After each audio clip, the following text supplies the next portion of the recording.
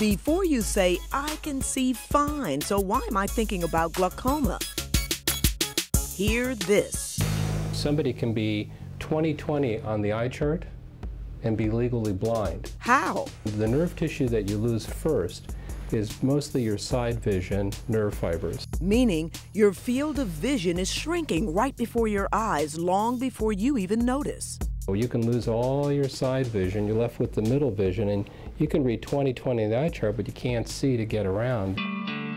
Keep looking straight back. And there's another shocker. It is the #1 cause for why African Americans are blind and irreversibly blind in this country. And Wills Eye Hospital's Dr. J. Katz is not talking only about 60-somethings. Straight ahead. The population you might think he sees exclusively in his glaucoma services department.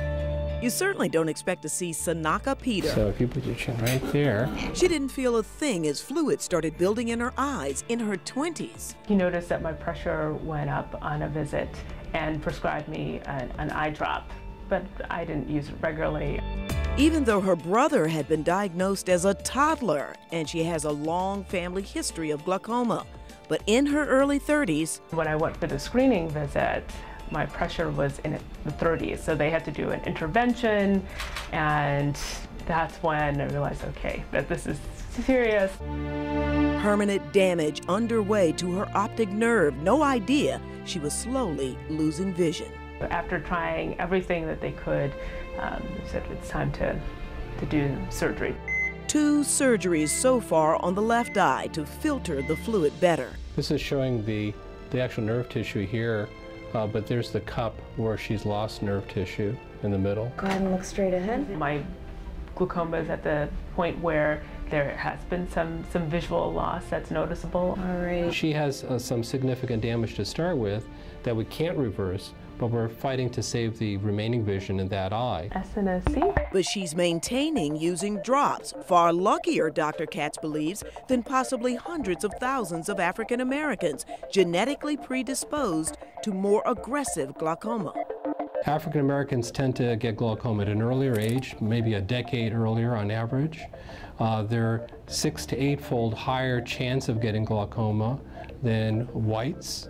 And they're more likely to have significant vision loss. Add in other risk factors like diabetes and high blood pressure, and he says the risk runs higher than any other ethnic group.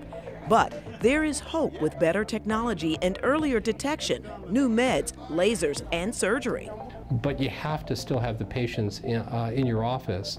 If they're not there, then you're really not helping them. So just look straight ahead for me. So Wills Eye has been taking the hospital on the road, setting up shop in high-risk, underserved neighborhoods. Your forehead's gonna go here. First, the elderly, diagnosing and treating 400 new patients, free. You had a cousin who had glaucoma? Huge rates of glaucoma in Philadelphia. Much higher than the national average, which is around 2% in the general population and 10% in high-risk populations.